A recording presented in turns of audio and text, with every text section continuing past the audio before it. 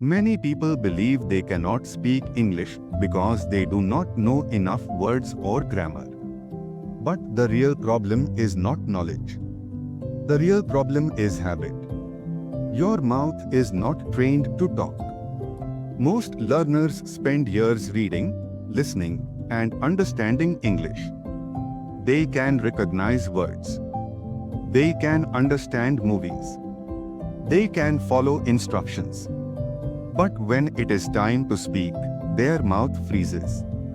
This happens because the mouth learns through use, not through thinking. The brain may understand English, but the mouth needs practice. Just like muscles in the body, the mouth becomes weak when it is not used.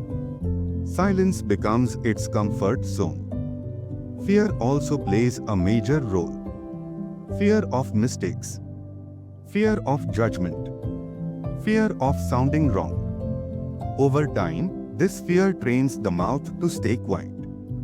People wait for confidence before speaking. But confidence never comes first. Action comes first.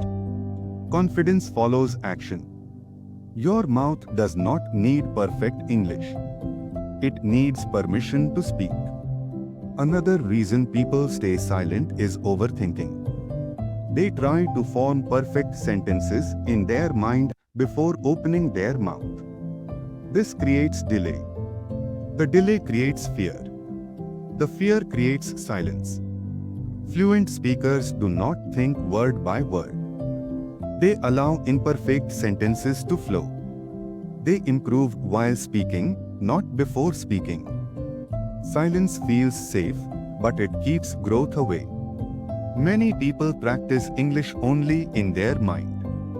They imagine speaking, but they never use their voice. The mouth never gets trained this way. Training the mouth means speaking out loud. Even alone. Even imperfectly. Children learn to speak by making mistakes. Adults stop learning because they fear mistakes. Your mouth does not care about grammar books. It cares about repetition. If you do not use your mouth daily, it forgets how to cooperate with your brain. The first step is understanding this truth. You are not bad at English. Your mouth is just untrained. And anything untrained can be trained. Training your mouth does not require expensive courses or perfect environments. It requires daily action. The most powerful habit is speaking out loud every day. Not in your mind. With your voice. Start small. Describe what you are doing. Speak about simple things. Talk about your day. Talk about your plans. The topic does not matter. Speaking matters. Your mouth learns speed, flow, and comfort only through movement. Another important step is repetition. Say the same sentences again and again. Repetition builds muscle memory. When the mouth remembers patterns, fear reduces. Do not wait for correct pronunciation. Pronunciation improves naturally with exposure and practice. Many learners stop themselves because they sound strange at first. This stage is normal. Every fluent speaker passed through this phase. Recording your voice is also a powerful method. When you hear yourself, your brain adjusts. Your mouth learns clarity. Do not judge your voice. Train it. Mirror practice helps as well. Watching your mouth move builds confidence. It removes hesitation. Another mistake people make is practicing only when motivated. Motivation is temporary. Training requires routine. Even 5 minutes daily is enough if it is consistent. Your mouth also needs speed training. Speak without stopping. Do not pause to correct yourself. Flow matters more than accuracy in the beginning. Accuracy comes later. Listening and repeating is another strong technique. Hear a sentence. Pause. Repeat it aloud. This connects listening and speaking together. Most importantly, stop translating from your native language. Translation slows the mouth. Think in simple English words instead. Your mouth learns language the same way it learns any physical skill. Through repetition, patience, and daily use.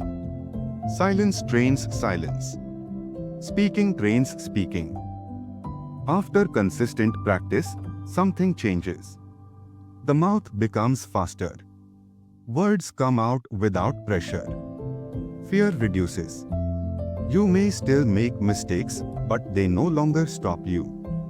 Your focus shifts from correctness to communication. This is the real turning point. Confidence is not loud.